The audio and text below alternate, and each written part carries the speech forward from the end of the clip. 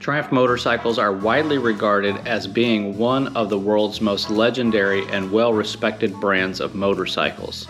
Long rumored to exist and referenced within advertising and reviews that appeared in 1901, the first Triumph prototype was developed from a standard Triumph bicycle with an engine provided by Belgian manufacturer Minerva, in order to generate interest and gauge the public's demand for a Triumph motorcycle. In 1902, the first Triumph motorcycle was produced in Coventry, England by the Triumph Cycle Company Limited. The first Triumph motorcycle essentially consisted of a 2.2 horsepower single-cylinder Belgian Minerva engine that was attached to the down tube on a bicycle frame.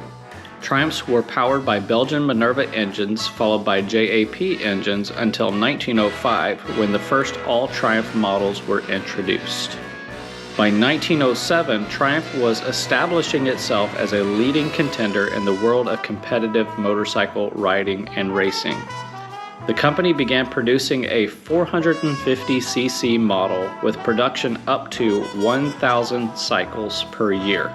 Over the course of the next 3 decades, Triumph introduced several new machines and continuously made upgrades and improvements to existing models. From 1915 until 1918, Triumph's production efforts were geared towards supplying motorcycles to the Allied forces serving in World War I.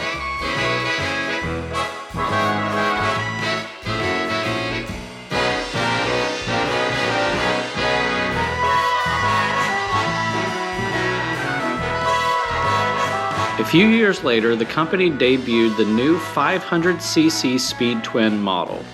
Edward Turner, Triumph's chief designer and managing director, launched the Triumph Speed Twin at the 1937 National Motorcycle Show. And so it came to pass, I found myself managing director of the old Triumph company when it was in very low water. And I realized that when I got to Triumph, and there wasn't much money about, that I had to design something that would make impact fairly immediately. I started designing what afterwards became the Speed Twin, and it was an immediate success. And it sold for £74. Of course, there was no purchase tax in those days, but when we look back these days at that, which was a pretty comprehensive machine, and it was quite a fast machine, it was capable of doing 90 to 100 miles an hour, with a full equipment of electrics and so on. For £74, it's quite a bit. It was a 500cc overhead valve vertical twin in a lightweight frame. This attractive and powerful cycle delivered 27 horsepower and could attain speeds of 90 miles per hour. Early models were only available in Aramath red with hand-painted gold stripes to set off the chrome. Originally with a girder fork, the sprung saddle was the only rear suspension, as the Speed Twin had a rigid frame. In 1938, a small motorcycle shop in California began selling Triumphs, BSAs, and other types of imported cycles. The Triumph models, especially the T100, quickly turned out to be popular items with cycling consumers.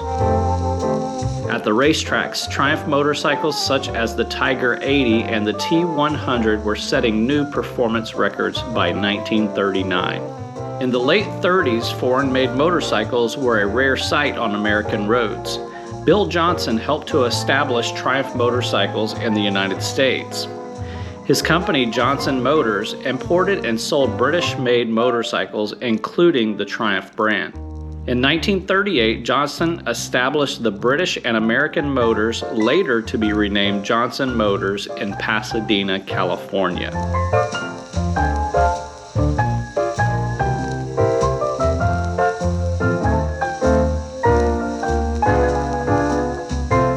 On the night of November 14, 1940, a German air raid destroyed much of the city center of Coventry and the Triumph factory.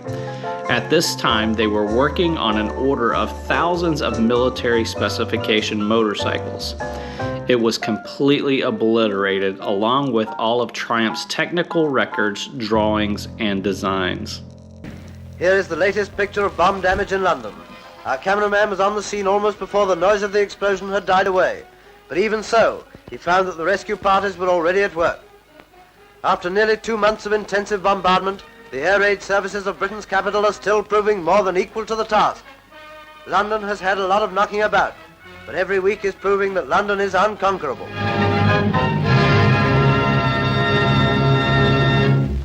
It was in 1942 that a purpose-built factory on the Birmingham to Coventry Road near Meridian was opened, returning motorcycles to full civilian production in 1946.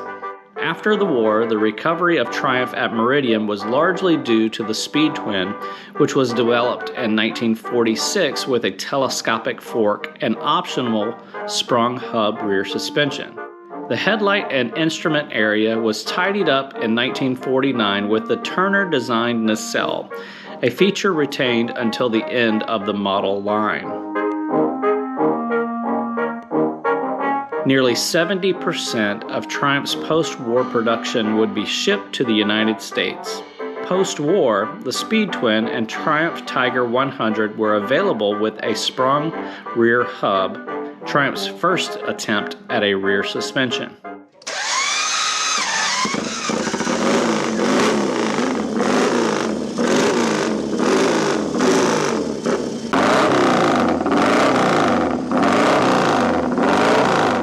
Between 1946 and 1949, Triumph produced less than 250 Triumph Grand Prix 500cc models. In its first appearance in 1946, it won the Senior TT on the Isle of Man and eventually became available in a limited production machine in 1948. These first models utilized leftover Triumph-designed generator engines used in aircraft bombing systems for the war effort. Production was very limited and it was phased out in 1950, replaced by the race-spec version of the Tiger 100. In 1949, to satisfy the American demand for motorcycles suited for long-distance riding, Turner built a 650cc version of the Speed Twin design. The new bike was named the Thunderbird. Also introduced in 1949, the TR5 Trophy model, a 500cc aluminum top-end model. The production Thunderbird was a low-compression tourer, and the Trophy and the Tiger models were performance-based models. Both the Thunderbird and Trophy models were very popular with American riders. In 1949, the Triumph Owners Motorcycle Club was also founded. Up until this time, Johnson Motors, or JOMO, as it is commonly referred to, was named Triumph's official U.S. distributor. In 1950, the U.S.-based Triumph Corporation was formed, now known as Tricor, with the purpose of creating a distribution network for Triumph motorcycles on America's East Coast, leaving Johnson Motors to control distribution on the West Coast. Beginning in the early 1950s, more Triumphs are sold in America than any other country. –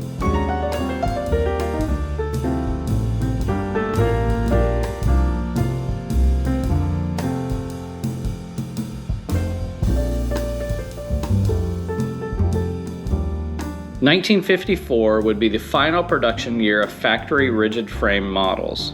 These rigid frame models were the 500cc Speed Twin and the 650cc Thunderbird.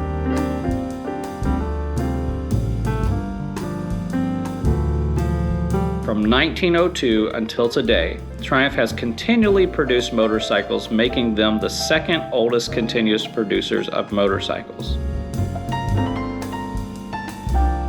In the next episode, we will continue the story of Triumph as they transition to the swing arm suspension and unit construction models.